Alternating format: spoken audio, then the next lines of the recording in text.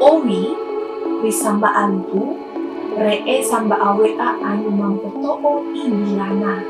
Dien saulang kita udedin, saulang pindin balang he juga. Kan sulukanna ada kalombang ri kajang. Lah iya se, yung ini iki segarai aku biar emak lupa na HP.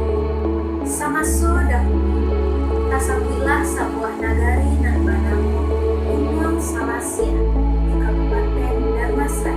Karena takut disuruh berperang, bujang perantau akhirnya lari dari kerajaan Minangkabau.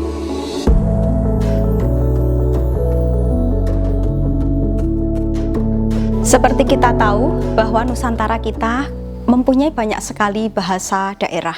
Nah, untuk itulah Diva Litera merasa perlu untuk menjangkaunya, menjangkau teman-teman difabel netra, mendekatkan mereka pada bahasa ibunya lewat literasi. Dalam proses gerilya bahasa ini, saya dibantu oleh Daeng Male, seorang difabel netra yang tinggal di Goa. Jadi dari dia, saya banyak sekali mendapatkan naskah-naskah terutama dari Sulawesi. Sejak Juli kami menyusun langkah, kemudian mengatur cara kerja, lalu kami mulai melakukannya. Nah, salah satu kesulitan yang kami dapati, saya mencoba mengontak teman saya yang tinggal di Papua. Di sekitarnya, di wilayah dia bekerja, itu banyak sekali yang menggunakan bahasa suku, bahasa setempat, bahasa ibu.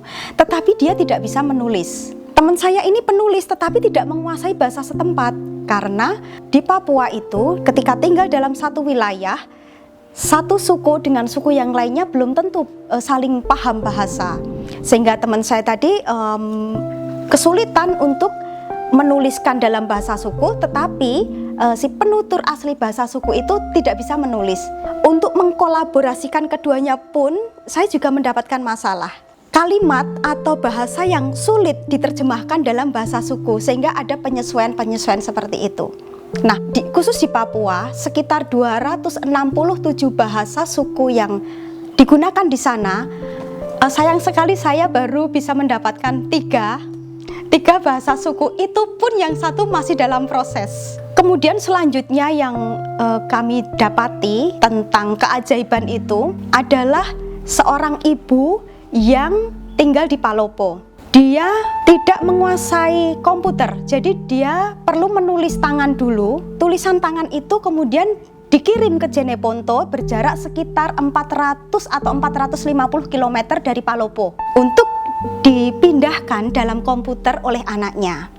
Nah, setelah itu baru dikirim kepada saya dalam bahasa Indonesia.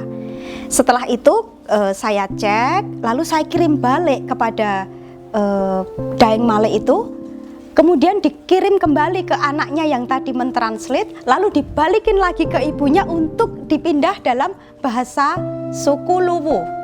Namanya Ibu Darhani Darlis. Nah, Ibu Darhani Darlis ini menceritakan tentang Saweri Gading di Tanah Luwu. Itu bagian dari epos Ilagaligo. Kami merasa senang, saya dan tim Diva Litera bisa mendokumentasikan sastra suara bahasa Nusantara ini. Kami bisa menjangkau khususnya difabel netra dan seluruh kawan-kawan di Nusantara, dan kami memberi akses seluas-luasnya kepada mereka untuk mengenalkan bahasa suku atau bahasa ibunya. Nah, tentu saja yang kami lakukan ini masih sangat kecil. Dari sekitar 718, sayang sekali baru bisa mendokumentasikan sekitar 38 bahasa.